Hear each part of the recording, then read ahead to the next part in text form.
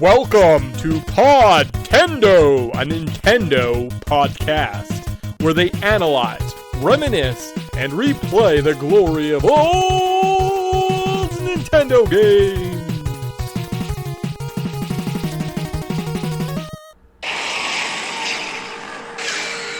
The cold silence of space only punctuates the feeling of death that emanates from this virtually lifeless planet. Only one thing is alive and well here. Evil. And it must be destroyed, decimated, exterminated.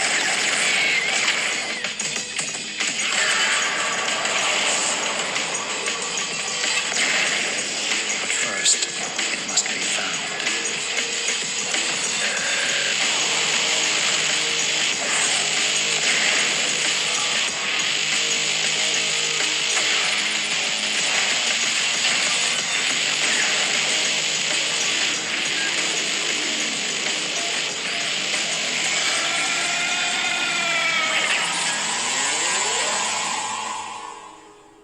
Rated T for teen. Hey guys, welcome to the Podtendo podcast, where we analyze, reminisce, and replay the glory of old Nintendo games. We're a review, retrospective, pop culture-y let's play show, so we hit kind of a little bit of all those. We're going to dive into this game, kind of give you a look at a whole other smackaroonies of things, and I am your co-host, Mick, and I'm joined every episode by lovely and talented co-host Tyson. Nice. How's it going? It's good. It's good. Busy, but good. How's things with you? I think I'm okay. Yeah, I think I'm winning, so you can't complain. Excellent. Well, I will always take that. We'll always take that. Very much so. So without that, things are good. Life's good. We're doing stuff. Baby. Metroid Prime. That's the game we're looking at today, folks. So, kind of a fun retro title. You ever played... Oh, wait. We have a first memory section. I'm not going to Tyson this one. Like, let's just talk about our sections out of order. Be nonsense, right? Yes. No, we'll stick to the order of operations here. Okay. Oh, baby. One of my channels is picking up extra sound, so I'm really looking forward to editing this bad boy. I'm curious to see what that extra noise is. Oh, I can't wait. I was going to say we could stop and you could test it and see what's going on. No, we're just going to find out when it's released. That's how I work. Metroid Prime was released November 18th, 2002. It was published by Retro Studios, sold 2.8 million copies, and on eBay today... Look at that. I took out all the other little things, apparently, that we did that are just superfluous. A copy of this game goes for $30. I was shocked. I was surprised as all balls. Did I buy one? Yup. That's fair. I was going to say it got re-released, so it's still very accessible, even to this day. Well, I looked a little while ago, and these copies of this game were probably going for around $60-ish, maybe even more, depending kind of the quality or the... I feel like it was like still sealed, or kind of just how much stuff, like the instruction manual. If it was like in mint shape, they kind of went a little bit higher. And now, yeah, about $30, if not cheaper. I think because of the re-release, like this remaster on the Switch, that just hit the secondary market. So people kind of jumped off of them, and kind of goes to show at this point, just like, I guess retro video games aren't a good investment. Probably not. I mean, I've never really bought video games as an investment. It's kind of more just like a collecting thing. Yeah. But yeah, right now there's so little content and games take so long to make. It's easier to just be like, let's just remaster a game we just made. Looking at you, Last of Us 2, who got a remaster and then a remake, and they're like, this is silly. Mm-hmm. This is silly. Yeah. So. Yeah. Okay. Cool. Neat. Look at that. New stuff. So where to play? So to play a copy of this game, you would have to have a GameCube original, a Switch, and the remaster. A Wii, because I think they can play GameCube games. A Wii U, because it can also play GameCube games, as well as there was a Metroid Prime trilogy that was released for the... I want to say it was Wii. And it was like one of those like rare collectors, like short print Nintendo releases. So that one's still kind of expensive. And I think I do have a digital copy on my physical Wii U that I have. So I have a copy of the Metroid Prime trilogy accessible in Wii form. Nice. Yeah. Nice. Yeah. Well, I know the second and third are probably a little bit harder to find than this one since it just got remade. So No. There was one. One of the ones I remember looking in like Echoes or something. Maybe was the more expensive one. The second title for the GameCube, but whatever the third iteration is on the Wii, it's also like $30. So I might have bought that one. And I was like, and I'll just wait. I'll just watch that like when that Metroid Echoes gets below $50. Then I'll buy it or something, right? So. yeah, odd. or you never know if this one sold very well. The remake sold really well. They'll probably just do it again because Oh yeah, that tends to happen. Yeah, it's a good way of getting $100. Just print them on your little Switch carts. Huh. Damn it. Before though, we talk more about this game in vague terms and kind of what it is. We got to talk about the pop cultural landscape of what happened in the world when this came out. Now, obviously, I wrote these notes before I made any changes, maybe in past shows. So if you thought you were getting something new today, no. Oh, maybe we'll do that at the end of the show. Okay. This might work out after all. We're going to jump into our patented Wayback Machine. That's right. We have a time travel machine. Oh, what do? We go back in time and we look at movies. We're the most boring time travelist people in the whole world. So we're going to jump into our patented Wayback Machine. Travel back to November 18th, 2002 and ask the age-old question. What was life like back then? From a pop cultural point of view, because that's what time travelists are interested in. On TV, you could be watching Everwood, The Shield, The Wire, and Monk. Yeah, that's some early 2000s TV for you. Mm-hmm. That doesn't do anything for you. You're like, nah, you know what I want to watch? I want to watch cartoons, because that's what I like, cartoons. You can watch Cyber Chase, Max and Ruby, Codename Kids Next Door, Mr. Bear, the animated series, Baby Looney Tunes, Chalk Zone, and Kim Possible. Okay. A lot of cartoons I don't have a lot of connection with, unfortunately. So Yeah, Codename The Kid Next Door was right when I was getting out of probably wanting to watch cartoons. And, like, this was my option, and I just hated the animation and the name and the noise that it made. So that was definitely one of those moments where I was like, I don't know if I'm into this at the moment. yeah, I remember watching Cyber Chase when you got like a fever or something, and there's nothing else on. But I feel like I also watched some Kim Possible, but again, a little too old at this point to kind of be invested in Kim Possible's world. Oh, Cyber Chase. There's like a weird toucan. Okay. All right. And Starbelly? Yeah, it was all about math problems and stuff or whatever, and you're like, That's definitely why I math. included it. I was like, that seems like a show Tyson would have enjoyed. Yes. Okay. If it involves math, I'm usually about it. So. All right. Cool. What about movies? You're like, you know what? I'm a little too old for this. I'm going to head downtown, check out a silver screen. What could we see? This week, we saw the release of Harry Potter and the Chamber of Secrets. Okay. And still in theaters, you could see 8 Mile, Santa Claus 2, and if you waited a week or two, you could see About Schmidt and Made in Manhattan. That's what we were all doing right now. We're all listening to Eminem, watching 8 Mile. Yeah. And being like, this movie is timeless. It's the best movie ever made. This is defining our generation. I'm going to live forever. Yeah, it's mom spaghetti. Yeah, cool. All right, well, peace out, Rabbit. And top video games released this month. So November of 2002, we see Spyro, Enter the Dragonfly, Metal Gear Solid 2, Substance, Ratchet and Clank, Sonic Mega Collection, Simpsons Skateboarding, RE0, Metroid Fusion, Mortal Kombat Deadly Alliance, Star Wars Bounty Hunters, Pokemon Ruby and Sapphire, and 007 Nightfire. No, this is what we're spending all our time doing. These are some decent video games. I mean, not some there's some duds in here or whatever, but I feel like with one of those, most of these games did something for somebody. Yeah, so. Yeah, well, and interesting to kind of look at what are the comparables to Metroid Prime, right? So we kind of are going to be discussing the game going forward. I think a lot of it is going to be it didn't age well. There are annoying parts of Metroid Prime. There's parts of it that are unbelievable and awesome and incredible, but then there's parts you're like, meh.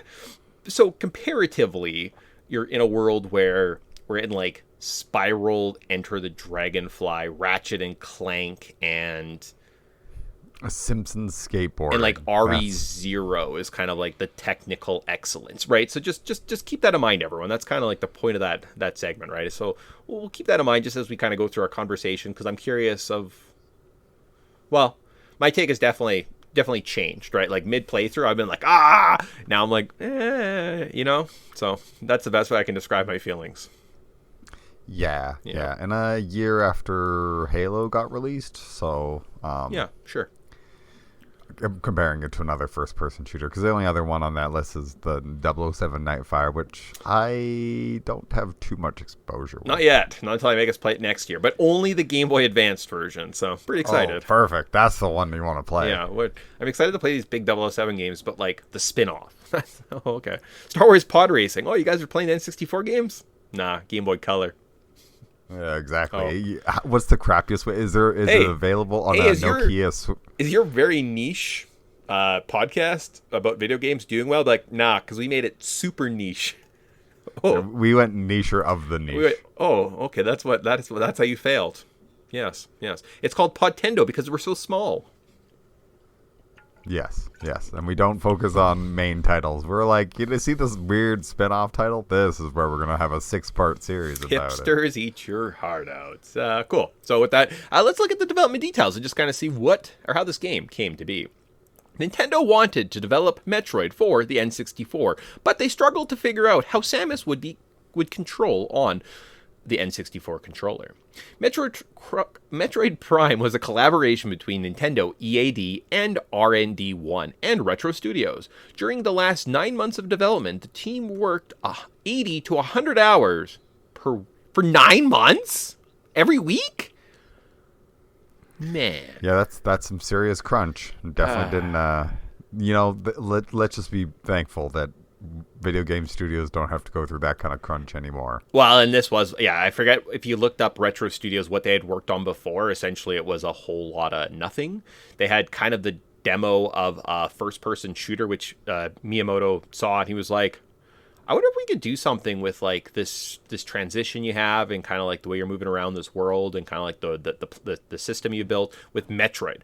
And that's kind of how they got to hit the ground running. So as the team expanded and the game demands grew, the team grew and grew, and the workload just they couldn't keep up, kind of thing, right? So a little studio trying to keep up with Nintendo's barking orders and demands, and I imagine they had to change 1,000 things.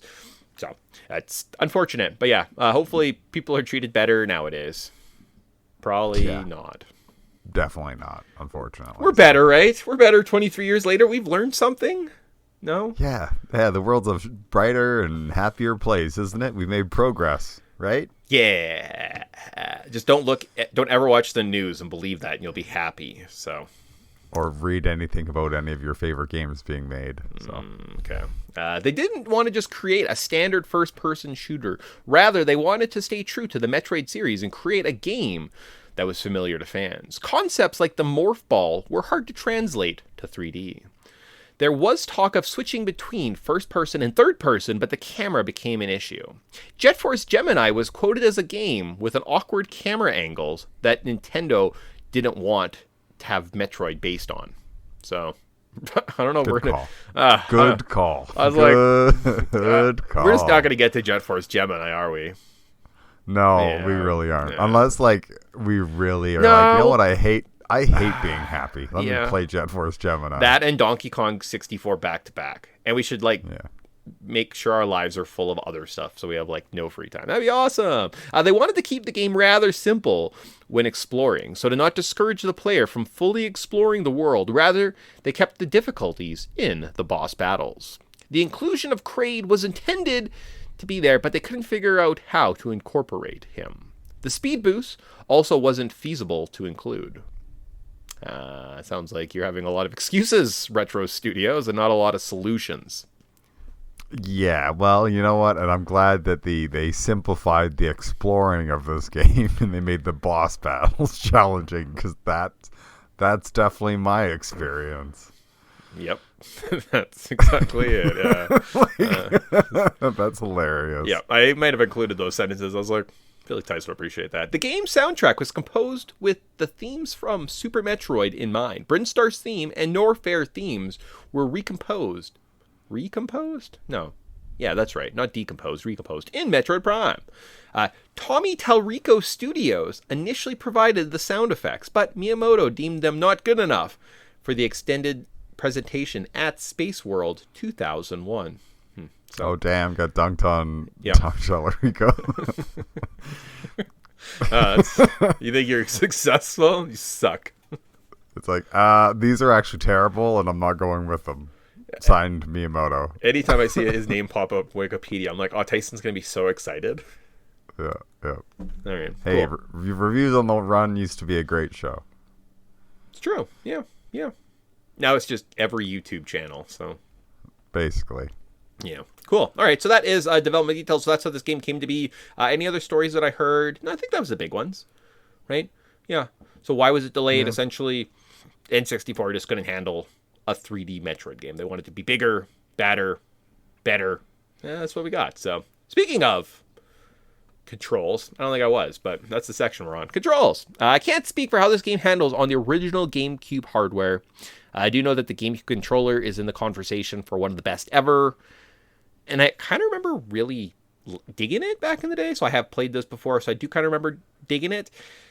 It doesn't translate terribly to, say, the Switch controller. So I played this, I imagine like you did, on the Switch remaster. Just very accessible, portable, plug it in. I think it was for like $50 or something. So it's very affordable at this point. You move around the 3D world with the dual sticks to navigate. The R button is your normal shots. If you hold it up, it's a charge beam. R1 shoots your missiles. You can obtain a double jump to make navigation much easier. You become a morph ball, which helps you enter holes, do 2D puzzles. The ball can also be upgraded to a spider attachment. You have regular bombs, power bombs, and at some point you get the ability to jump. There are 4 different arm cannons in the game. You get a power cannon, wave beam, ice beam, plasma beam, and phase-on beam, which is only needed for the final boss. To aid in navigation, you get a few different visors and grapple beams to help traverse the world. The visors include a combat, a scanning, a thermal, and an X-ray version. Yeah. One random thing is like, so when you're in the morph ball, the jump button is different than when you're not in the morph ball. And I'm like, why did you do that? Just one of those things where you're like, you have a jump button. Yeah. But why not just make it the same? Like, is there a reason for that? No, they just decided to just randomly make it different. I see. Well, I think it's because of the charge, right? Because you get the little speed booster, and I think that's the jump button.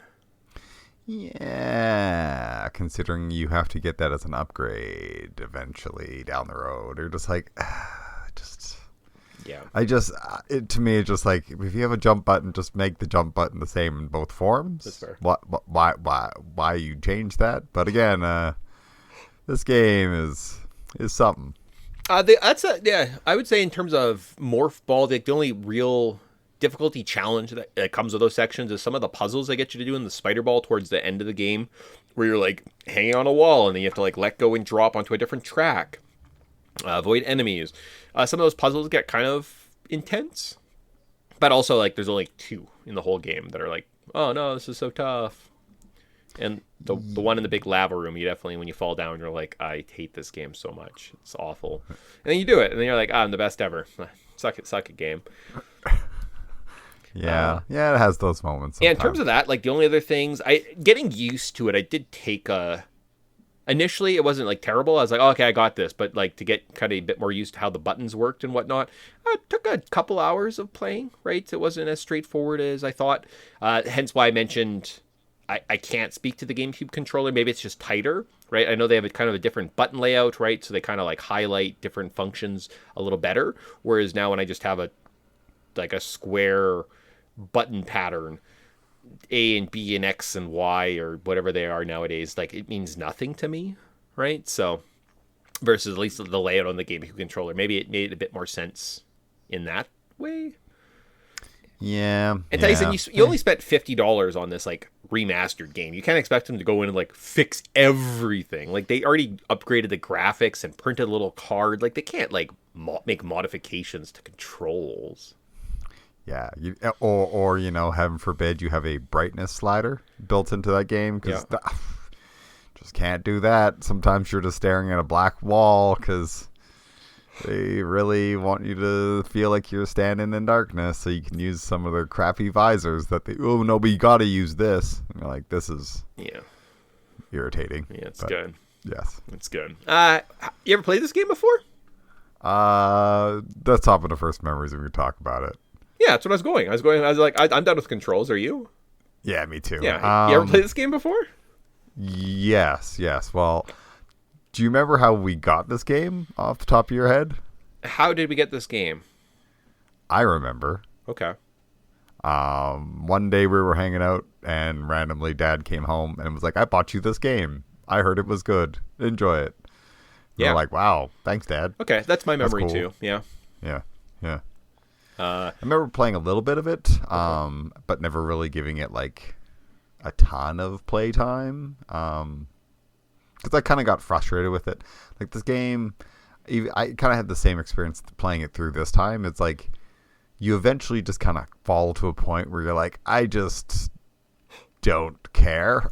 Yeah. Like it's not really like, unless you're really like, I was pretty motivated to get this game all wrapped for this podcast. Yep. But I know, and I know, well, from a couple of people I was talking to, that's the similar experience. Like you kind of just get like burnt out on this game because it's just like confusing and convoluted, and like there's not really a hint system. The map's god awful, like one of the worst maps I've ever seen in my entire life. They're just like, let's just make this a thing. It's like, God, why? And there's times where you're like, what's the solution to this problem? I don't know. Maybe just use every one of your weapons on every single wall or every single thing in this game, and that might be the solution. Maybe, possibly, but maybe if you don't try every little different weapon, because sometimes it's a charge, sometimes it's a missile, sometimes it's not, sometimes it's a bomb. It's like, unless you, and then you didn't shoot that random pillar in the middle of the room that was clearly just a rock wall. Oh, you didn't shoot that? Guess you don't get that upgrade. It's like, why this game? Like, I understand you're trying to like mimic what Metroid does, but god damn game, like you are convoluted and you give zero hints, and it's just like, just waste your time the game and backtrack because maybe you missed something. So you backtrack, and then nope, that wasn't it. Backtrack again, nope, that wasn't it. Backtrack again, nope, that wasn't it. It's like, oh, you had to use this specific charge. You needed to charge up your gun, not just use a regular missile or an actual bomb to blow up this one piece of ice, and that revealed the switch. It's like, Jesus Christ, game. Jesus Christ. So that was like your first memories of the game? Yeah, a little bit, because we're just like, I just remember getting frustrated with it. Okay. I just remember like playing it for a little bit, getting like, I'm lost, I'm confused, I don't have time for this. And then when you try to find a proper walkthrough, it was just like, there was none back in the day. And then I play this again now, and there's just none. So it's like, cool, this is swell. So cool. For myself, I know that I think I saw an ad for it on television, reviews on the run, whatever those ones, like the electric playgrounds, those kind of those ones mentioned it a couple times. We must have had a Nintendo Power magazine before or after this, so I definitely kind of got a little bit of advertising pointed in my face. Never had played a Metroid up until this point. I guess maybe you could argue like Castlevania Symphony of the Night, but specifically in the Metroid series, I'd never gone out of my way and played a game. We had Metroid. You played Metroid Returns on the Game Boy. My next point was we did have it on the Game Boy, but outside of maybe 5-minute stints where I'd get lost or die and not figure out, but like select was a missile and run out of missiles and then just die and be like, what am I doing? I don't know what I'm doing. Not the most versed in the Metroid world at this point, right? So like Tyson mentioned, it was I literally feel like it was a random Saturday. We were home. Dad's like, hey, look, I brought you guys this game. We're like, oh, cool, awesome. Why? It's an unusual behavior. I don't trust it. Don't trust this at all. Did fire it up probably that day and was just blown away playing through this game. It looked beautiful. The ways the world would interact. So your first person view is kind of through Samus's visor. All the HUDs that are displayed is essentially the information that Samus would be reading in her power suit as she kind of moves around the world.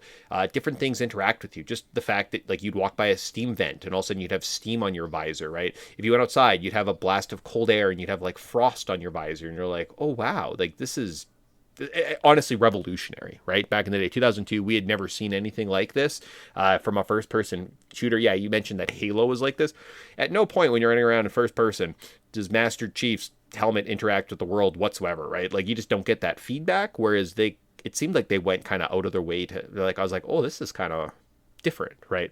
From a presentation point of view, it's exactly what you expect. Top notch. It's clean. It's ahead of the time. They're pushing the boundaries, and I thought that was really fun. I know playing it, I don't know if I felt the same frustration, right? As a kid, I know I burnt out somewhere and I got lost and I just stopped playing, but I was way, way further into the game than I thought. Like, I think I got into the Phazon mines. So that's like 4 hours away from the end of the game. So much, much closer. Why I stopped, I don't know. I think it was probably just the difficulty and like getting to the end. I wasn't, it was one of those things where you're like, I'll just go to the next save point. And it's like 45 minutes later and you're like, I have to go do something. Fuck. Turn off the game. And you're like, well, I just lost that time and I just never got back to it. So, because I was playing too much RE0. Yeah, or watching 8 Mile. That's what it was. Spiral Enter the Dragonfly. So that's kind of my first memories. Let's look at the story of this game proper. And then we'll get into our Let's Play review. Something like that. Sure. Story. Sounds I got a good. giant wall of text. But baby, guess what? Most of it's just the game, so I don't even have to do that much. So Samus Aran, bounty hunter, international bounty hunter, acclaimed, actually, bounty hunter. If you take the time and you read the... oh, no, that's the next game. Yeah, it's the next game. Acclaimed bounty hunter intercepts a distress signal from the space pirate frigate Orphan, whose crew had been slaughtered by the pirate's own genetically modified experimental subjects using a mysterious radioactive substance called Phazon. At the ship's core, she battles the Parasite Queen, a giant version of the tiny parasites aboard the ship. The Parasite Queen is defeated and falls into the ship's reactor, initiating the destruction of the ship. While Samus is escaping from the frigate, she encounters a cybernetic version of Ridley called Meta Ridley, who also escapes. During her escape, an explosion damages Samus' suits, causing some of her abilities to malfunction. Samus escapes the frigate and chases Ridley in her gunship towards the nearby planet of Talon 4. Talon 4. That not do anything for you? What if I told you that the Chozos, who were like this ancient race of people, at one point went to Talon 4 because Talon 4 had this, was beautiful and had some type of property they were looking for, until an asteroid crashed into the planet that had Phazon in it. The Chozo just knew that this Phazon would eventually slowly take over the planet, seep out, and kill everything, so they sealed it away a long time ago. And now it started to escape. Hence why the space pirates were trying to use it and work with it, experiment with it, but essentially it's just evil taking over radioactive substance. So that's the plot that you didn't know because you didn't read every single description and scan data in the game. Yeah. Like there's kind of the fun parts of, like, when you're playing a game, the presentations, like how they're going to tell the story. Yeah. That was, I feel like, an afterthought where they were like, no, we really need to, so when you shoot a bomb, you can see Samus's eyes reflect on the inside of that visor, which is a cool detail, but maybe have a bit more of a story here, or at least like... Well, no, but that's kind of the nature of the Metroid. Like, if you go back and play Metroid Super Metroid, what happens? There was a distress sequence. You find the baby Metroid, you go to a planet, and that's it. And then there's a little bit of at the end, right? But essentially, the story of a Metroid game, Metroidvania game, if you want to call it too, is nothing, right? If you look at any of the good examples of, like, Castlevania, Symphony of the Night is kind of vague as to what's going on, right? Like, you don't get a lot. You have to kind of read books, meet characters, interact with the world to kind of get more of it. Like a Hollow Knight, the same thing. Playing that game, you're like, not a sniff of what happened, right? Like, you have to do some deep diving, look at extra content to kind of dive into it. So it's a bit more for explorers and fans and not so much the presentation. I think that's just the nature of the genre, to be honest with you. That's fair. I still just consider it a flaw because it's like, well, I play a game to be entertained, not to backtrack. All right. Well, one day we're going to play Metroid Other M, and you're going to be like, kind of miss that the Metroid games that didn't have a story. I'm not doing it. You can't make Well, me, you're the one that wants a story. Yeah, but I want a good story, not a bad story. Well, you can't have both ways. You have to pick one. It's no story or a bad story. That's all you get with Metroid. I don't know about this. All right, so into the level notes of this game. So we'll briefly talk about kind of each area and run through that way. Talk about parts that we like, parts we didn't like. It's a lot running around, so we'll go as quickly as possible. It'll be fun. We'll have fun. This is fun. Space station. So you land your ship. You are tasked with shooting some buttons, essentially to learn how to aim. Maybe use the morph ball. I think there's some space pirates here, but they're very, very easy. You fight a big parasite that uses a force field to block attacks. After the fight, a mechanical Ridley awakens and sets the station to self-destruct. You have to escape and become depowered and head to the planet's surface. Yep. And then chase after Ridley as you do in most of these games. So vaguely, Ridley comes up twice more in this game, and like one is in like 2 minutes, and then the other one's in like 10 hours. So that's not true. You see a shadow of him flying overhead a couple times. I thought it was just in the ice drifts. Does it happen again? I might just be in the ice drifts. Yeah, I think that was the 10 minutes from now. Okay. Oh, okay. The other point that I was mentioning in the story is how Samus is famous. Is if in the second game you get a distress sequence where some phase-on, some research station kind of goes awry, and as you go in, all of the workers that have, like, all the dead soldiers, if you scan their body, it shows like their last couple thoughts, and several of them have conversations about Samus Aran. Yeah, that's your name. Samus Aran, and how you're like this acclaimed bounty hunter, and what you did on Zebes, and you stopped the space pirates and saved this Metroid, and people were like, I don't believe this. I think it's just propaganda. And some people are like, she's so cool and she can do this all by herself.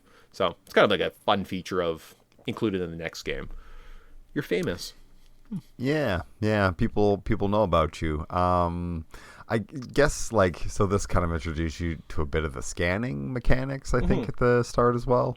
I'm not a fan of that because I just find it clunky to use and just is what it is. I'm not gonna. I understand. Yeah. I think it's interesting, it's unique, it's fun, it's for the curious, awesome. For the completionists, it's a pain, right? For you and I, just general casual guys, it's a waste of your time. It's a very clunky system. Again, it was one of the first, right? It was their first attempt at a big kind of first-person shooter. They hadn't done this before in any kind of their main series. So it was them kind of putting their feet wet. What works, what doesn't work, right? Yep. Onto the Talon overworld and Chozo Ruin. So on the planet, we find ourselves in a clearing. There's a door to the left that we can enter. We follow it, and it takes us through some desert-like ruins. After several rooms, we appear in a big area. It fills with water, and we fight a mech that shoots out bees. We get a missile launcher, and then further into the ruins, we find a room with a big tree. There are 4 hidden switches, which gives us the charge beam. And now we can head to fight the first boss, which is a swarm of bees. Oh my god. Yeah, and it's kind of an interesting boss battle. Yep. It's I don't know. I think it's kind of like it's a little repetitive, yes. And like these bees go out to the same spots, so it's kind of easy, kind of strafe around a little bit. I don't know.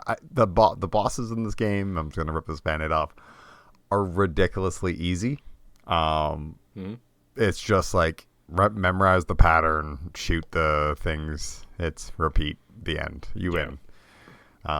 Not too hard, but I like how at least they're gonna make the bees somewhat interesting.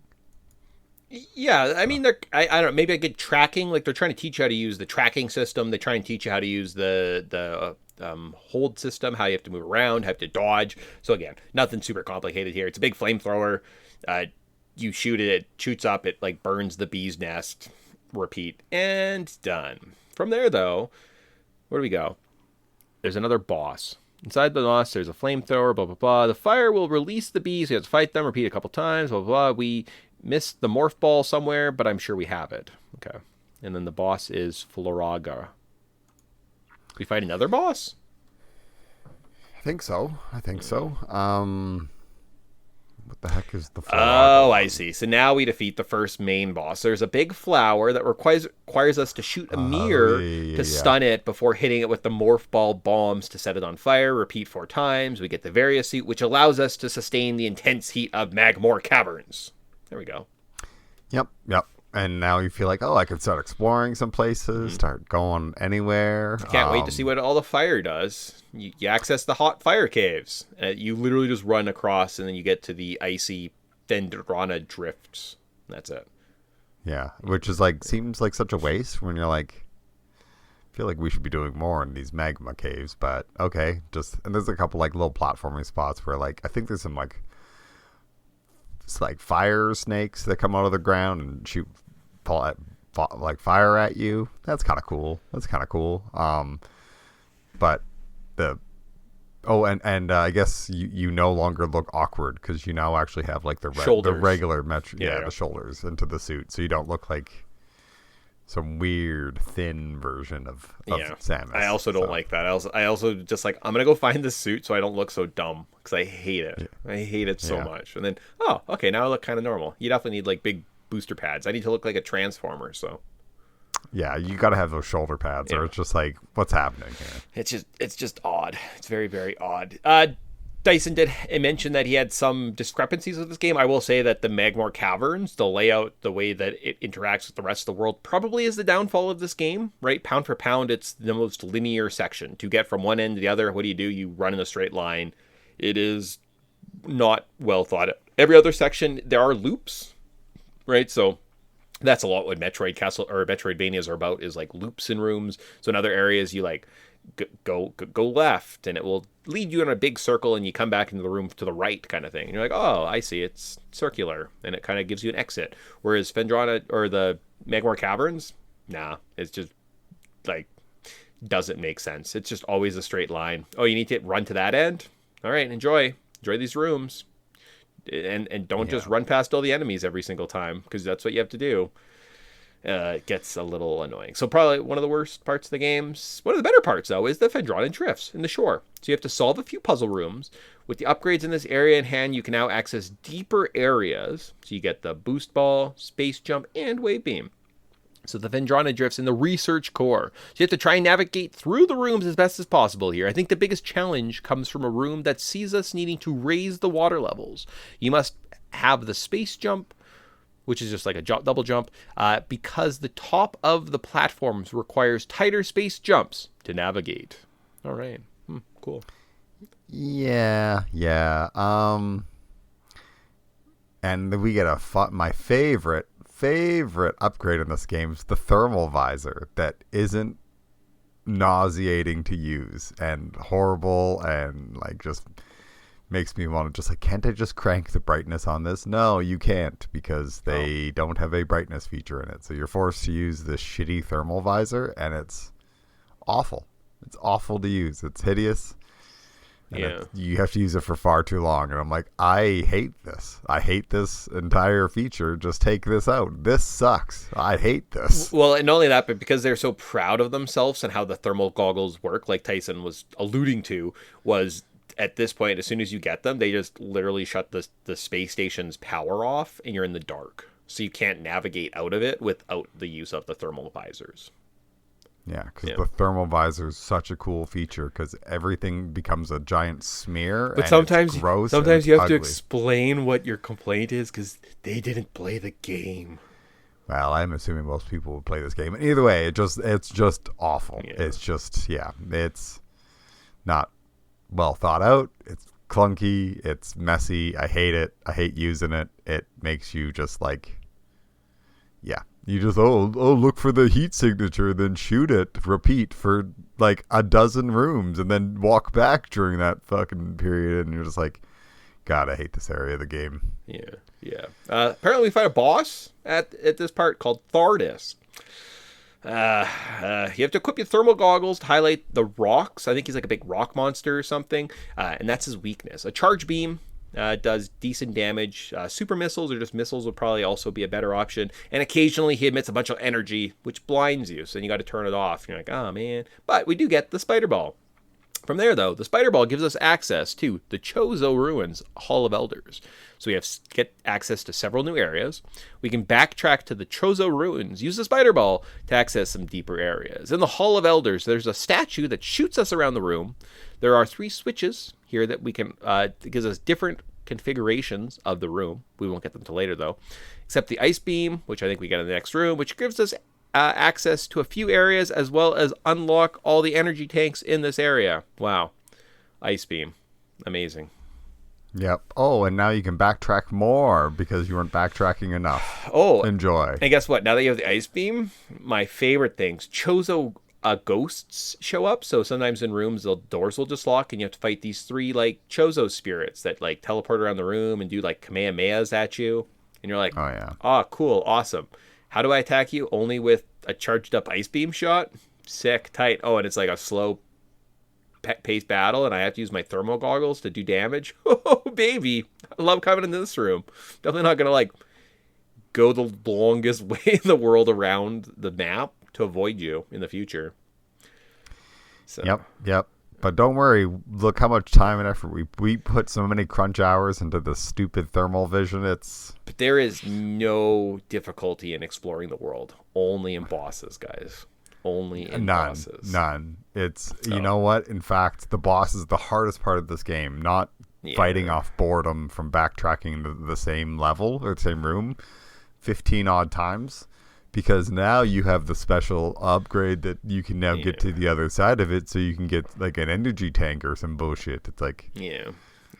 This is definitely isn't a waste of my time. But as mentioned before, the world map kind of is circular. So at the other end, the other side of the Hall of Elders, we actually don't have to go back and fight the Chozo ghosts. But if you want that energy tank, you get to do it, and you're like, that's frustrating. Cool. You can use an elevator actually on the other side of the ruin.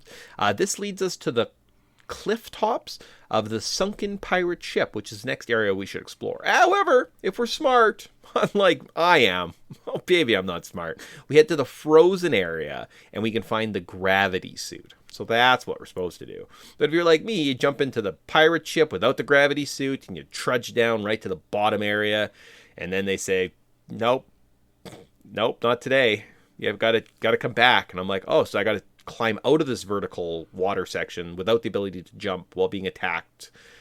It's not fun. So I'm pretty sure I fell for that the first time I played for this game and the second time. So I'm pretty excited about this trick. Yeah.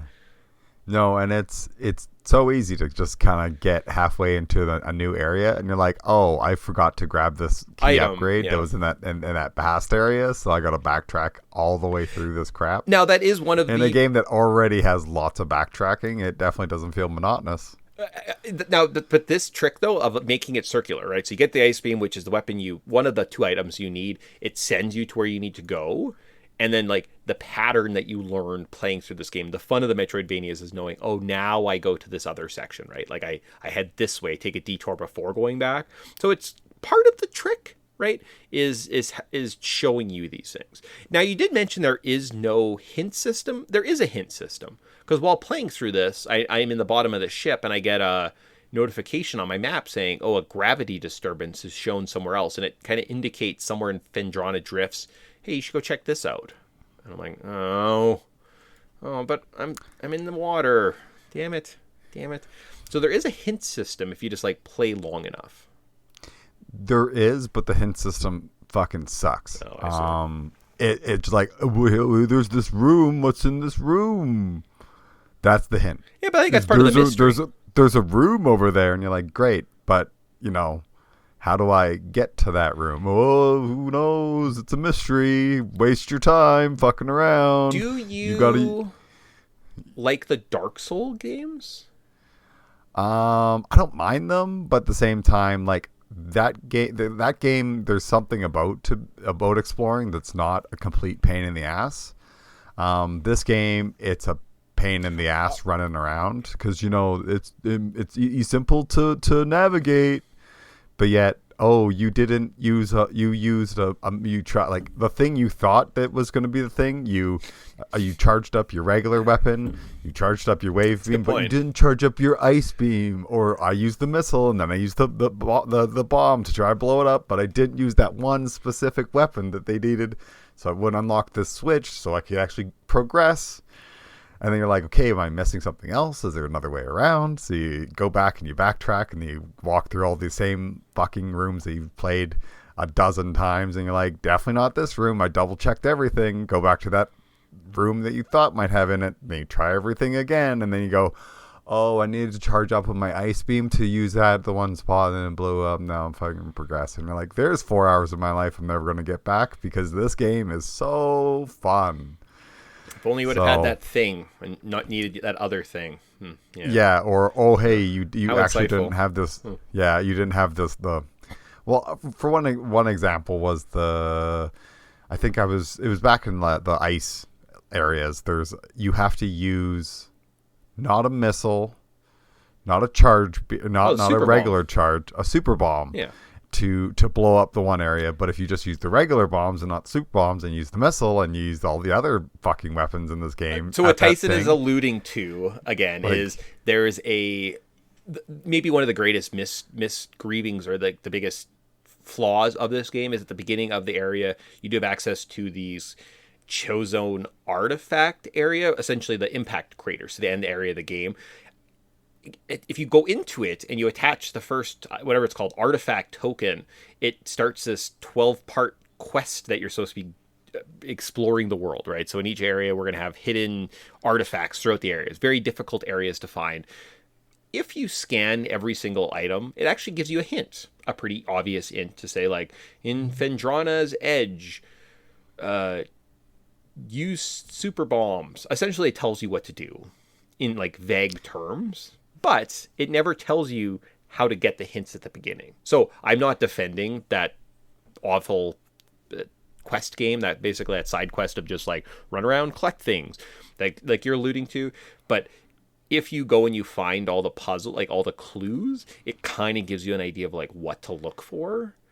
But you get it. But also, but it doesn't it's like okay, use the super bomb in this area, and you're like, cool, I'm in this area. Yeah. I'm blowing up everything that I think is it, except for the one. But platform. You didn't hit that one little thing that we were supposed to do, and you're like, it's not obvious. Well, yeah. And you can use the scan in that room, and nothing's going to give you any freaking hints. And you're just like, yeah, how do you figure that out? What's the point of this? Yeah. It's like. Just waste your time, waste your ammunition. That's limited, and you got to go grind and grab some more, and then come back. And it's just like, convoluted without like. And I get, and I'm fine with platformers. I hate first-person shooter platforms. Oh yeah, platformers specifically when they're trying to be cheeky and cute with their different things, like. If it's a certain mechanic, explain that certain mechanic or highlight an area maybe slightly differently. Don't have the one spot I'm trying to look like 16 other similar spots in that room. And, you didn't use the weapon or you ran out of ammunition. So you have to go backtrack and go grab some more ammunition. They got to come all the way back and then you can try that area. It's just like... Yeah.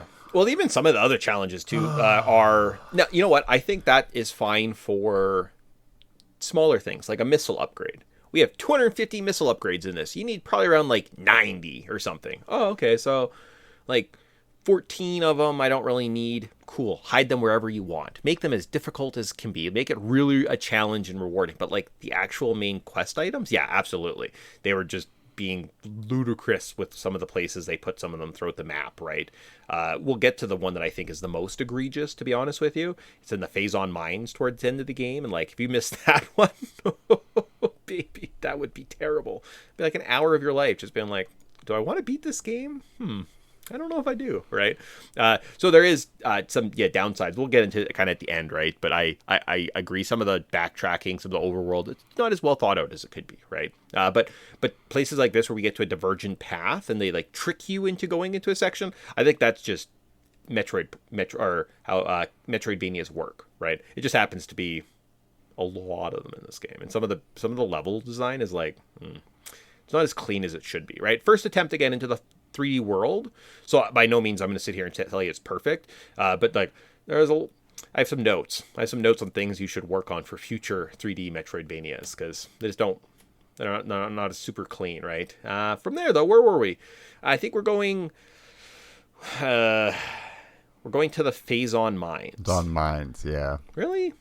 Did we? Yep. What happened in the ship? What happens if you goes through the ship with the gravity suit? Does it tell you anything? Oh, maybe I have to keep reading. So use the elevator in the end section of the Choza Ruins. This leads us to the, nope, if we're smart, blah, blah, blah, spider ball, blah, blah, blah. Tree gives us access to the Phazon Mines. Oh, the gravity suit can let us move underwater heading to the ship. Oh yeah, that's right. You just end up kind of underneath of it. Okay, perfect, got it. Phazon Mines. So from here, you have to fight a lot of pirates. You have to solve a crane puzzle, open a door, make a long, grueling trek down through the mines. There are a lot of save points, so make sure you have lots of time, lots of health, lots of ammo. You get to fight different pirates that take different, they like their colors. So you can only kill the purple pirates with the purple gun, or the white pirates with the white gun. Oh, you're like, that's a fun mechanic. I hope they do that the rest of the game. There is a battle with an elite pirate, so he's a bit bigger of a guy. And near the end, we get the grapple beam. So we can now explore the Metroid quarantine zone. Oh, that's good. That was at, like, the bottom of a different area, this game. And then we're told to go back to the Magmore Caverns so we can get the best gun in the game, the plasma beam. So with the grapple beam and the plasma beam in hand, after we went all the way back out of the mines through the stupid Magmore Caverns, we can access all the areas of the map. And the walkthrough I told me basically go do all your collectibles at this point. So you're in the Metroid hub world before you kind of go back into the mines and get into like the end game. This is a great time to just do all your backtracking. So there was like a 50,000 page website that says, here's everything you missed, go have fun. Yep, because there's like tons and tons of missile tanks, tons and tons of energy tanks. Oh, They're all so kind many. of a pain to get to. Oh. So I skipped most of them. You know what? I don't know. Like, I didn't think how many I had, but I had probably about like 80, maybe 80 to 100 missiles. Sounds about right. Super beams. I think I had all of the like super bombs. I probably had like 10 or something. I maybe had like 2 or 3 of the super bomb or super missiles. So I didn't have everything either. I maybe had all but like 2 or 3 of the energy tanks though. Okay. Yeah. Yeah, I think I was only missing like a couple of the energy tanks, and I think I got to like 100 missiles or so. Yeah, sure. Because I remember I was like, once I got past 100, I was like, okay, I don't think I need this many. Yeah. This game's not this hard. Well, so. I don't know if the cap's 150 or if it's like 250, like Super Metroid. Yeah. Right? But I know it goes on for forever, and I was just like, 100's more than enough. I'm fine. Do I talk about this now? Talk about this maybe later. But yeah, essentially, about what I would get at the like in a Super Metroid playthrough, I end the game with about like 100 missiles or so, and I always seem to run out at Ridley right at the end. I'm like, son of a gun. And almost every time I play it, I never ever go my way to get more. So it's just like I don't know. It must be like the default amount. You can make it work. So at this point, I have 10 of the 12 artifacts. So I did a pretty good job. So I can head back to the Phazon Mines. Early on, you could take a detour and get a flamethrower, though I'm not really sure how it works. Never took my time or looked into it. You were tasked to getting back to the research station near the bottom of the mines. Metroids now team up with space pirates to make traversal of this area quite difficult. Oh my gosh, remember those like stupid glow-in-the-dark mushroom rooms at the end of this? Yes. They're fun. Oh my, like, bad. Like, this is the part where I'm like, you've already beaten me, game, and I just want to complete you. But, like, you're making this a real struggle. Real struggle. And at the end, though, we do get to fight the Omega Pirate. So, you have to fight a giant-sized Alpha Pirate. He isn't too tough. You shoot his weaknesses with the plasma beam, and ensure you throw some missiles at him when he's weakened. And your upgrade here is the Phazon suit. So now Phazon doesn't hurt you. Yep. I mean, I like the suit upgrades. I think they're always cool in these Metroid games. I think this is the last one for the rest of the game, so you're all kind of like decked out. You feel badass. You got most of your weapons. You're like, I can basically run through the rest of this game without thinking twice or trying to grind if I don't want to. Yeah. Which is nice, because At a certain point, you just run through every room. You're like, oh, guys are shooting at me. That's fine. I'm just going to do this platform. I'm going to make it more difficult because, like, I just can't be bothered to shoot the purple guys anymore. Yeah, or you start trying to be like, can I jump on that little platform or this rock face real quick just so I can just get through this faster? And, like, Tyson didn't even mention, but at one point you get an X-ray. I don't know where the X-ray goggles come into place. Because I made the mistake of playing this giant, long, confusing puzzle game and then having no notes. And I was like, I'm going to use a couple pictures to orient myself where I'm at in the story, but I'm sure I missed some stuff. But obviously, there's tons of going on in this game, right? Like, I think I missed about 7 or 8 backtracks, but that's okay. And I think there's, like, near the second half of this game, they're like, here's an upgrade, and here's an upgrade, and here's an upgrade, here's an upgrade. Where the first half, it feels like you're playing for hours before you even get, like... Oh, like finding a missile tank. Yeah, it takes you half an hour. You're like, oh my gosh. Like, how many rooms could there be? Oh, you don't have double jump yet. You can't go that way. Bleh. Unless you play the original GameCube version, and then there is a glitch where you can get the double jump because it's like pretty close to the opening area. Like as soon as you are on your ship, you just like lock and set your camera a certain way, and you press back and jump, and then like spin around, and the game like glitches and like puts you up on the upper ledge, so you get the space jump right at the beginning.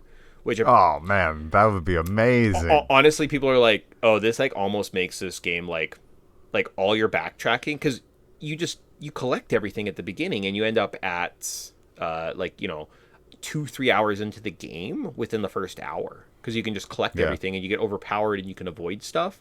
So it is like, but they removed that for the remaster. They couldn't change. They could have changed the jump button in the morph ball, but they could get rid of the glitch, or give us a map that's not hot garbage. See, I like the map.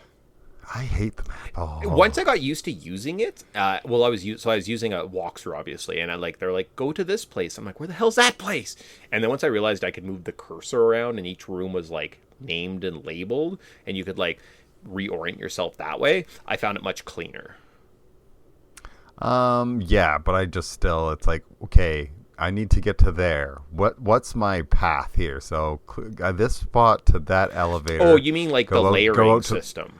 The layer, yeah. Then you go to the other layer, and then you go back into it. And you're like, I think that will take me here, and then that'll take me there. And it's like, God, what a messy piece of junk this is. I'd argue that the layering effect, it doesn't make sense, because it's a big, overworked world, but they have it kind of like, here's Magmor Caverns, here's Chozo Ruins, but they never show you the internet connect. You literally just go up and they show you like octagons, and they're like, now these octagons represent this, and I'm like, but they never really go to the same place. No, and it'd be like here, and like you'll be staring at these groups of octagons to map out every kind of over like level or whatever it is. I think the elevators, it's like Magmor Caverns East, but on the other side it's like Phendrana North. So they don't even it's not like elevator A. Oh, okay. Where's the other A? There it is. And sometimes some areas have 2 different elevators. So you're like, okay, this one will take me to the Chozo Ruins. And you go look at the Chozo Ruins map, and you're like, well, all I see is octagons. Yeah. But I know that there's an elevator here and an elevator there. So it's either one of those 2 elevators. And it's not like, okay, well, it's clearly like this is the north one. So the north side of that map is also going to connect sometimes to the north one and takes you to the south one. And you're like, sure. Why? Well, so the layering and the in-betweens of areas is very confusing. Individual, like once I'm in an area to get to a certain location, I found that not terrible. Like finding it, moving it around, spinning it. Oh, everything's labeled and clean. And I'm like, oh, okay, cool. Oh, this interacts there. You can kind of see because of the 3D orientation when it gives you the hints and says like, there's a gravity area. I kind of assume, I'm like, oh, I bet you I have to go to like that boss dome, and like there'll be an entrance or something. Oh, there's the exit. Okay, cool. And like you can, so I found that part okay. But yeah, the layering and like trying to figure out how to get from Phendrana Drifts to Magmor Caverns, that was awful. I was like, this is just so horseshit. Yeah. But I'm also looking and I'm like, this is the first attempt at a 3D game. I bet you they get better at this one part. It just happens that this one part is terrible, right? But I'm like, oh, they've got some cool parts elsewhere, right? So. Yep. Cool. Let's see. So now we've got our cool black Phazon suit. And I was like, oh, that's why Samus sometimes has a black suit. I just assumed, I don't know, something happens in a later game. And I was like, oh, it's this one. Neat. Sweet. So now we have the Phazon suit. We are all dressed in our cool black armor. And we are now, we aren't restricted by the poisonous Phazon. You can double back, find the last artifact. There is another artifact somewhere in the mines that hopefully you found. And with all 12, we can head back to the starting area, save at our ship, and then head into the Chozo ruins. As soon as we get there, though, Ridley, remember from the beginning, and that one time he flew over us? He's here. As we enter, we see something glowing in the distance, and instead of completing, I don't know what that means, Ridley shows up and destroys the ruins, and the boss fight starts. The first stage sees Ridley flying around in the air, and when he comes close, he shoots missiles, and then you just watch him fly around, and you're like, wow, I'm not wasting my time at all. And then he lands, and you're like, I'm going to get you. But he's like only weak sometimes when he does this like charge attack. And other than that, you're just easily dodging him and wasting so much time. Yeah, because the boss battles are definitely the hardest part of this game. They made it so difficult. So hard. But, like I restart again and again just trying to beat one of these bosses, and it's not that I beat every one of them first try with no struggles. Yeah. Oh, pattern recognition is easy to you? Well, good thing we made traversal of our very world easy. Traversal's easy. It's just navigation that you won't be able to understand. Oh, I'm sorry. Yeah, have you never navigated via octagons before? Noob. Random octagons that actually have no or has just vague shapes to them. Stupid. It's dumb. Yeah. I'm just trying to add a bit more color to your arguments. I basically have the same opinion as you. That's it. Yeah. Following the encounter, a portal to somewhere appears. On the other side, you can save. That's good. There are a few rooms here filled with fusion Metroids that need to be killed with the corresponding wave beam. After a few rooms, you come face to face with the boss, Metroid Prime. It's like a big guy. Looks like someone from, what's that movie called? Starship Troopers? It looks like a bug from Starship Troopers with different colors. So in the first stage, you're in kind of like a little corridor. You shoot the beam at him. So there's yellow, shoot the yellow beam. White beam. It's amazing. After some damage, it keeps digging deeper and deeper, and then you just kind of keep doing it again and again. And then at some point, it's like, oh, I'm dead. And you're like, yes, I did it. But, psych, that was just the first stage. The second stage is the real Metroid Prime. So I think it's called the essence of Metroid Prime. So now our bug's shell, this like weird glowing head comes out, drops some Phazon, and the only way to deal damage is to step into the puddle of Phazon and shoot it with the cannon. But it can also disappear, so you have to cycle through different visors to be able to see it, whether it's X-ray thermal or your regular combat visor. Ugh. Yeah, this is one of those boss battles where it's like not hard, it's just frustrating. It takes forever. It's funny. It's like super well done for the system that they created for this game. It's awesome. It's cool. You have to be able to juggle and manage the environment through the use of different visors that they were trying to show you how to use throughout the game. But like, it's not that interesting and it's not that cool. And they really just leaned into the different visors hard here. Like they were like, this is the best idea. It's awesome. Technical achievement. We're going to run with it. But they forgot the fun factor. And I think that's really the downside of like this game is they forgot that video games are supposed to be fun and enjoyable. And technically, they did amazing things. Technically, this game is just like for what it was back in 2002. Like, are you kidding me? This came out around the same time as Halo. This looks like it's honestly like a different system. Like it's a step up. It's a next gen. It's that big leap that we were expecting between kind of like 2D to 3D from a Halo. It's incredible. The worlds are, but it's just like not fun. So it's interesting. And I almost died. I came down to, I think I was using like power bombs, just spamming power bombs in the middle of the room, trying to like take out his last little slivers of health because I was completely out of every other piece of item. Like I had no more missiles, I had nothing, and barely beat him. So it was like kind of cool, kind of epic. That's fair. I know watching that health slowly degrade over time, it's like, man, whatever health you have, it's ridiculous. Because everything else, it's like you blow it up and it does like half of its health or whatever. It's like this thing, it's like this, like a tiny little sliver every like massive hit you lay in. You're like, this is gonna take forever. Yeah, forever. So, but yeah, you know, it's kind of an epic boss. I think it's a satisfying ending to this game, and it's nice that they actually incorporated a lot of the upgrades and stuff. I think that's where a lot of Metroidvania games kind of fall flat on their face. Is they just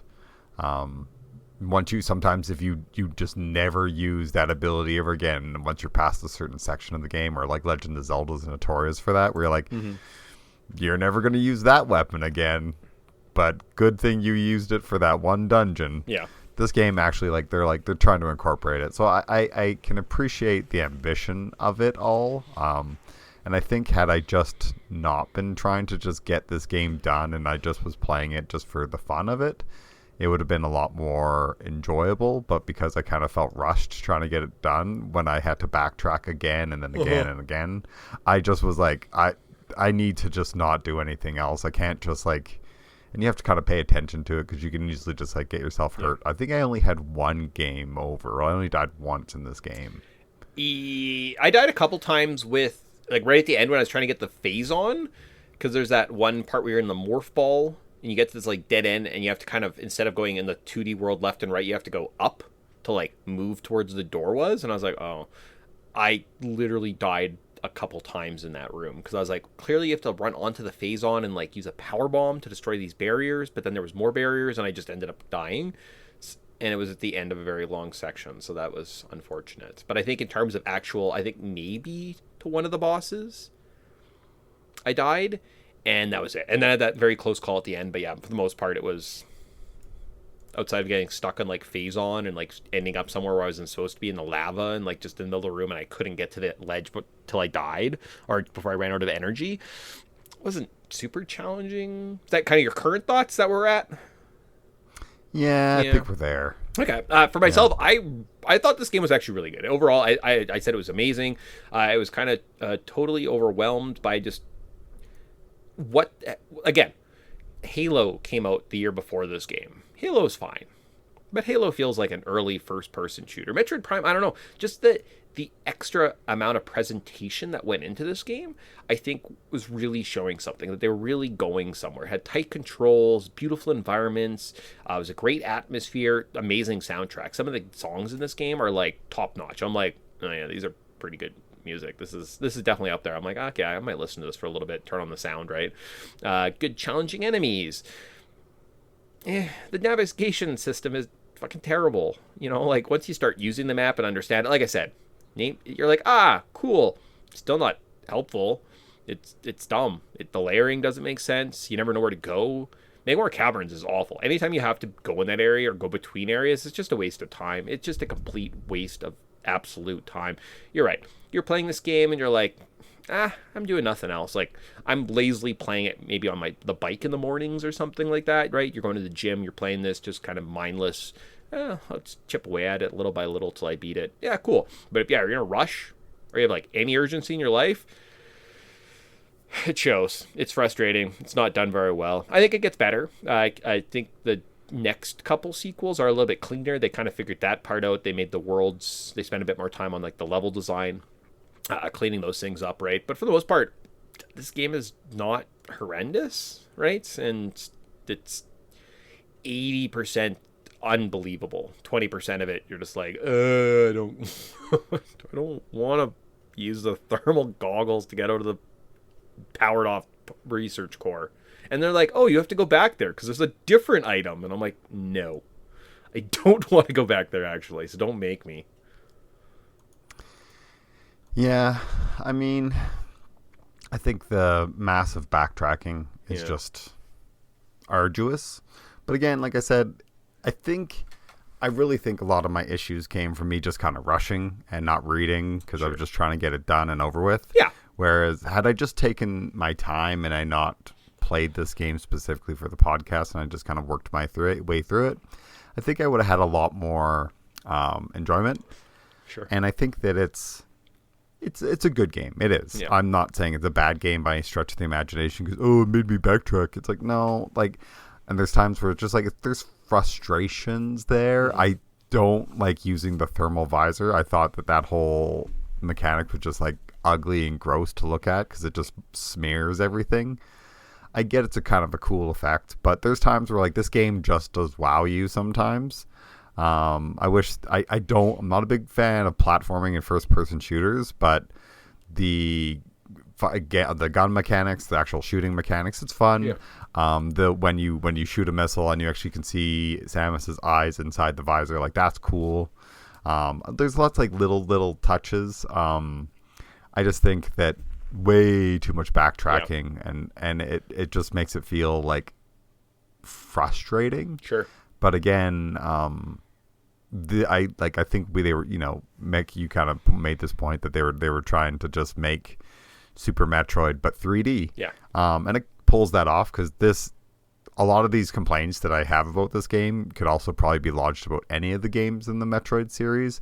So I think they did a pretty good job. Cool. They did do a good job. I'm frustrated with it because I hate backtracking in the best of times, and I hate backtracking through the same level only because I'm supposed to get to this room, and the hint system says get to this room, and I tried everything, and then all of a sudden, oh no, I'm supposed to use that weapon on that one thing, for fudge sakes. Like, it's little things like that where it's like, but had I just been, reading or paying attention or had a little bit better of a walkthrough to actually utilize instead of just like, go to this room. And it's like, okay, but what am I supposed to do in this room? Oh, this game definitely feels like I need a magazine. I need like a hard physical magazine with like good pictures, lots of information, like go here, do this, do that, right? I kind of feel like this is definitely a walkthrough game, right? Maybe even a visual media kind of game, right? Just because there's a lot going on. And speaking of Super Metroid, so I like to do research. So I watch some retrospectives. General. People are like, this game technically is great. It does this awesome. It feels good. Backtracking, awful. Sucks. It is terrible. This world is like, well, and the sequence is almost out of order, right? With a couple things where it almost seems like, why am I running all the way over to the ice just so I can run to the magma place, just so I can run back to the Chozo ruins? Because I really have to get to the wrecked ship. And I'm like, that is not a good sequence. Like, you missed something somewhere, right? You should have had a different loop or a different elevator or interconnected some octagons, right? So there is that. So part of my research was I actually went and sat and played Super Metroid. I was like, I got time. I was done this a little bit in advance. Let's see if I play through this. What's the difference? I mean, it's very similar.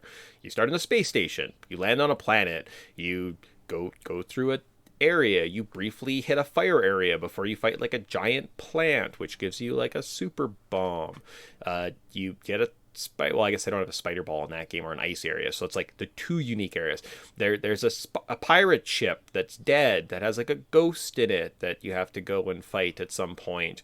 The big difference is that last kind of essentially when you get to the Phazon mines, and then it becomes like just a scattered shot, and it just feels like there's no level control, and they didn't wrap things, and they just kind of made these big, long 3 levels. Super Metroid doesn't do that. Super Metroid starts to create smaller concentric circles throughout the map, and you always end up in an area you've been before, which shows you like, oh, now that you have this upgrade, you can like go do this challenge and upgrade your character. And it's a lot more fulfilling and just cleaner, and you feel less lost, and like there's less vague areas. And even the new area of the game, yeah, you explore the water level in the last 25% of Super Metroid, but it's like in the world, like that water level, every exit takes you to an old area of the game, so you can always escape or come back to it or like find a shortcut through it, right? It's kind of like the Colosseum in Castlevania, right? Symphony of the Night. It's kind of this big central hub, and as you're exploring it, you're actually just finding new areas. No, in Metroid Prime, they're like, what if the Phazon mine was at the edge of the world, but then also went out 17 kilometers from the rest of the map? And I'm like, no, that actually it's supposed to be like intermingled with everything else. And that's how you could explain like the creatures showing up and the Phazon everywhere, and like this danger to the world and the importance for Metroid to help these creatures and this planet, instead of just being like, it's over there, right? So I think that's kind of like just the map design, that link is really one of the big weaknesses of, and the big change between the two games, right? Well, not the big difference. I guess the 3D was kind of the biggest change. So, yeah. Yeah, and the no speed boost, so Yeah. you're constantly like, you always just trudge along at your slow speed. Yeah. I know you can kind of go into the morph ball and use some boost that way, but it's like, I don't know. It's a little clunky. Yeah. And again, it's like, why not just fix these controls? Yeah. Why not just do these things? That's like, they just in my mind, this remaster was one of the laziest remasters I've ever seen. Minus maybe doing a bit of like upscaling. It was the only major difference was Samus at the end of the game doesn't look like horrifying. Yeah, like they just make everything better. Speaking of the ending of the game, so let's look at that. We skipped that. So after you defeat Metroid Prime, so all endings just pick Samus standing atop of her gunship after escaping the impact crater, looking at the destruction of the artifact temple with her helmet removed. After the credits roll, she is seen flying out of Talon 4. And you get 3 different endings. So under 75% of the items collected, the screen cuts to black, and that's it. Okay, cool. 70 to 99%, you get the scene extends to show a close-up of Samus's unmasked face. That's not worth it. And then at 100%, fades to black, and back in the impact crater, Dark Samus is born from the Metroid Prime's remains. So a Phazon suit arm reaches out of the Phazon puddle, and then eye opens and looks around from the back of its hand. Cool. Yes. And it's like, well, that's going to set up for the sequels now, isn't it, children? Metroid... Too bad you need 100% to get that. Yes. Yeah, it sucks. Yeah. But it kind of goes back to like Metroid Fusion, right? Because with Metroid Fusion, they had the Fusion suit chases you around that game. And that was released like the exact same time, and it was like the Game Boy Advanced companion piece. Because Nintendo used to do like console and handheld, and now it's just all one thing. So it actually, they go together, and I think Fusion somehow you can like give you something if you plug into your Metroid Prime game. So that'd be cool. Was Fusion good? I don't think so. I don't think I liked it. I think it had some cool atmospheric spots where it's kind of like, this thing is hunting you down, run. Like, that's cool. But I think overall it was kind of like lackluster. Yeah, okay. I feel like we thought it was pretty, like, it was fine, but not great. Oh, I should have listened to our Zero and Fusion show before this. Well, I'll do it afterwards. All right, there you go. So cool. So current thoughts, we did that. I've got one more sentence of notes, and then I've just got a blank cultural significance. So we could just even be like, I think we're good. I think we're good for what it is. So what would I change?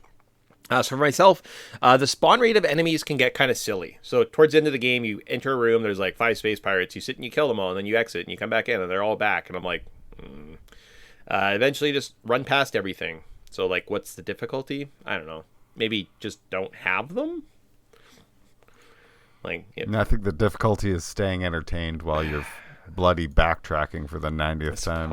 But, however, if I was to do one thing, I'm allowed to make one change, one alteration, make it so that I have to, before I do anything else, make a lock on the door. So I have to go to the Chozo ruins, I have to get the first artifact, I have to start that quest, and it, like, instead of scanning every statue in the area, I just get every hint in my inventory. So I can at any point go and look at, here's the things you need to beat the game. Here's 12 items. Do not miss them. Do not forget them. Here are hints.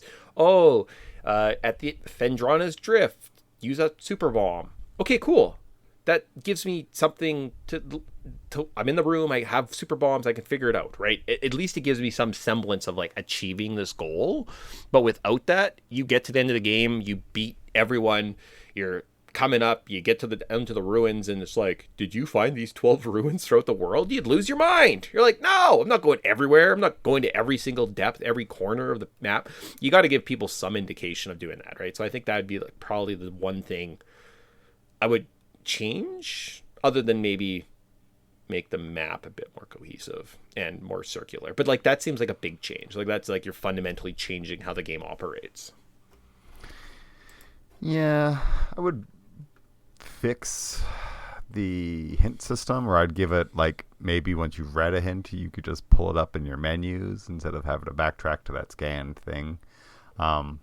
Also, switch the damn jump button in the morph ball. What is this? Like, it's one of those things where your brain eventually just ticks onto it. I didn't struggle with it, but it was one of those things where it's like, what a weird choice. Of all the things in the world you could do, why would you do it like this? Yeah, it is interesting. It is interesting. But I'm just coming off of actually, I don't want to say like COVID, but I definitely had some type of sickness and my throat's a little scratchy and coffee, and I can like feel my voice kind of going out. So with that, I think we're done the podcast. I would be like, I feel like we have to do some type of cultural significance, something out there, Tyson. We have to come up with something. I should have listened to other episodes, seen kind of how Metroid Fusion, maybe Metroid Zero worked, what I talked about, and base something off that, but I didn't. So instead of going through every single Metroid game, like culturally what's important about Metroid, the jump into 3D I think was done fairly well, right? And it just shows, again, Nintendo is fairly resourceful, and you give them a challenge and they come into a new industry that they've never been, and they do something revolutionary, right? Sometimes they don't hit it out of the park, sometimes they're too ambitious and they don't really hit, but sometimes you're like, damn, that was a good solution to that problem. Like, did okay for yourself, Nintendo. I do think Metroid, looking back at it, right, reflecting that this is their first attempt at this kind of thing, and it's like a counterpart with the first Halo. That's crazy. That's bonkers. Overall, I think they did a pretty good job. How do I tie that all back into something? I simply can't, guys. I overall thought this game was really good, but what we can do is, you want to do some time travel before we leave? And recap the 2002 Academy Awards? Yeah, that sounds good. Let's do that. Cool. So with that, we're going to use time travel, guys. We have a time travel machine. Like we mentioned in the last podcast, I think it was like wrestling or something like that. We were going to go back and we're going to start altering the time because, I don't know, let's be disruptive. Let's abuse this power. We've had it long enough. We've been responsible, and what's come of it? Nothing. Let's benefit off of it. So let's start with looking at the 74th Academy Awards that came to you in 2002. And without much research, let's just look at best pictures for this year. The nominees were Moulin Rouge, Lord of the Rings, The Fellowship of the Ring, In the Bedroom, I don't know that movie, Gosford Park, and A Beautiful Mind, with A Beautiful Mind winning. So Tyson, knowing this, going back in time, would you alter these Oscars? I mean, I know Return of the King eventually wins the Oscar when it comes out. But I really like Fellowship. Like that's a wicked movie to start this franchise. It's awesome. Mm-hmm. Now, counter to that, like Moulin Rouge ain't winning, In the Bedroom ain't winning, Gosford Park ain't winning. So it's a 2-horse race. Okay, first off, hold on. Everyone who's never seen Gosford Park has no idea what a terrible movie that is. How it was nominated for Best Picture, I don't understand. It's cool. It's a period piece. I get that. Sure. But that's it. Ryan Phillippe's in it, and he's supposed to be this, like, servant, but he's actually, like, a prince, and he acts kind of like a prince, and he kind of just seems like Ryan Phillippe from, like, Cruel Intentions, let alone a period piece Ryan Phillippe. It's awful. And then the ending is just like, nothing. Miserable.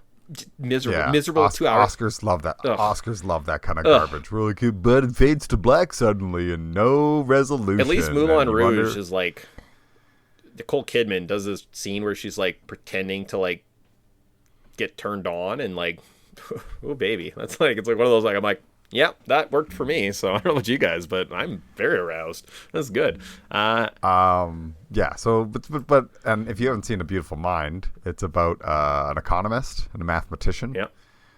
John Nash, and it's oddly really well done. Okay. I remember I took one of my economics courses. My spring break homework was watch A Beautiful Mind because we're going to have a question on it in the next quiz. Nice. And the question was, what was like John Nash's? What did he come up with? Like, and it was what the heck was it? Like, it's not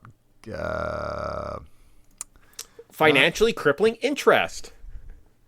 Yes, well, that too. A game theory. That was his thing. He came up with game theory. So given a no-win scenario, how do you become a win? Okay.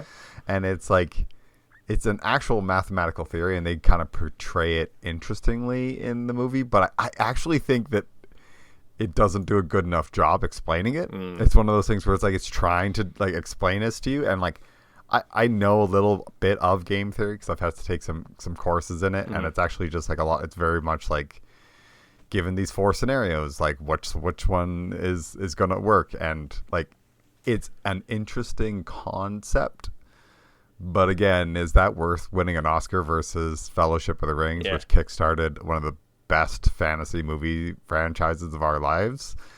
I'm giving it to Fellowship of the Rings, hands down. I've watched Fellowship of the Rings way more than I've watched A Beautiful Mind. Beautiful Mind's fine, Sure. but it's also like, when the whole point of this is this guy comes up with a very like important mathematical theory, and they do a very poor job of even explaining what that theory is. Yeah, I'm giving it to Fellowship. Well, and like in terms of just prestige movie, yeah, Beautiful Mind, Russell Crowe nominated for Best Picture or Best Actor, loses out ultimately to Denzel in Training Day. Jennifer Connelly was in it. She won Best Actress that year, right? So like I imagine the performances are really good. Like that's kind of the point of the movie. It's technically it's very prestigious. The performances are very well done. Gladiator won Best Picture the year before. So now is the Academy Awards just Fantasyland? Do we just give every fantasy movie about horses and like and rings and coliseums awards? So like that's probably why Fellowship didn't win. But yes, it's a technical masterpiece. It's a ageless story. It's a beautiful rendition of this like beloved story. And if Gladiator doesn't win the year before, and you kind of know that the trilogy is going to be what it is, I could definitely see like Fellowship and King getting Best Picture nominees, right? Maybe like don't give it to Two Towers just because, right? But it is one of those things where like I think because of just the nature of the awards, what won before, what's like they're probably like, we'll just give the third one Best Picture because, right? Yeah. Well, and so I'm just looking at some of these other categories. Like, so Black Hawk Down also came out that year. Pretty good movie. Yep. Training Day also came out that year. Pretty good movie. Ali came out that year. Also pretty good movie. Same with Mulholland Drive. Oh, yeah. And it's like, okay, how are none of those movies even bloody not nominated? Yeah. But Gosford Park, Moulin Rouge, In and the In the Bedroom are? Yeah. Like, this should have been Beautiful Mind, Fellowship of the Rings, Mulholland Drive, Black Hawk Down, and Ali. Or Training Day. Like, that should have been the best picture. Well, like, because if given that option, I'm giving it to Mulholland Drive. Well, even David Lynch deserved an Oscar. What about Memento? Is that also came out this year? Like, my goodness. Like, there's a bunch of good movies that came out this year, but no, Gosford Park and In the Bedroom and Moulin Rouge definitely needed to be nominated for Best Picture. Like, what a waste. Well, but this is why I don't respect the Oscars. yeah. Well, it does, and it just seemed like it was just like, well, let's just make a movie that gets like Maggie Smith and Helen Mirren, Gosford Park like actress nominations, kind of thing. So, and Monsters Ball and Amelie also came out. Like, what the actual truck, guys? Like, Shrek? what? Shrek was there. Yeah, that's the winner. That's the one. I mean, And the fact it Monsters, Inc., didn't win like- best score is like Smash Mouth. Isn't that the best? Yeah, it literally that ending kicked off 1,000 movies using we gotta have an upbeat song because we don't know how to end this movie. Yeah. Cool. Sweet. Okay. So that's how we're gonna end our show, is bitching about these Oscars. So interesting to go back and look at. But sweet. I think that's probably it's just like there's some good movies out there. Don't always go by the Oscar list. I think Oscars are fine to kind of see what all came out, just to kind of get a thing. But man, look at the other categories when it comes to like finding good movies, because usually the best picture is it's all just garbage. Like, whoever wins is usually who paid the most money and lobbied the hardest. Like, it is very political. It is one of those things you look back and you're like, how it. You'd have to look into it, like look at stories, articles, people write about this stuff. But yeah, it is very political. Cool. So that's how we're going to end our show. Be honest with you, pretty much exactly what I expected when I first started playing this game. I was like, oh, it's sweet, and then it kind of just like turns at a point, and I'm like, ugh, just be over. And like talking to you, you were like, yeah, it's awesome, the controls are great, and then at one point you're like, oh, you're still having fun playing Metroid Prime? Well, I'm not. I'm backtracking, and I was like, oh, I see. Yeah, okay, that's fair. Yeah, and then to hear you recording today, you're like, I also got sick of backtracking, and they're like, it happens. It's this weird, like, it's too much. Oh no, and it is just it is a if they flaw, just had I just wish they would have had like, oh, here's a tram system or a teleportation system. That's so exactly you could just what it go to needed. like a room in each area, so you wouldn't have to deal with this bullshit. But Well, or like later games, Wayport, just fast travel. Click. Oh, you just go to that room. yep, You know, yep, like that's fast what this travel game needed. probably would have fixed this game. And you're like, yeah, this game's great. It's an 8-hour experience, start to finish. It's fast. I'm not spending 4 hours walking around. I'm not wasting my time. It would feel like you're actually enjoying the game Yeah. and then getting enjoying the game out of it, as opposed to being like, just end already, game. Oh, that it's not bad. It's not terrible. Like, I would recommend, if you like first-person shooters, go back, try this one out. Be like, this is where we came from. Oh, cool. It's not bad. Okay. Better than that. Yeah. That's all I got. Do you have anything else? Nah, we spent a lot of time, and I even bitched about little minute things Yeah. like me being stupid and not reading hints and not knowing that I needed to use the charged up super shot Yeah. to blow up the one thing. It's like stupid, dumb. Am I dumb or is the game dumb? I think I'm dumb. Game's so. done, for sure. Okay, sweet. So with that, we're out. I don't know what we're doing next. Something. Maybe some top 10 lists. Maybe a Bomberman? Bomberman 64? Cool. Sweet. I think that's the next one on the list. Awesome. Cool. And then we might have another game that just missed its 30-year anniversary. So Are you like kidding us, me? we're very always behind on these things. Yeah, no joke. That's so funny. Okay, cool. Well, the guys that are never on time with anything, we're out of time. So, bye. See you.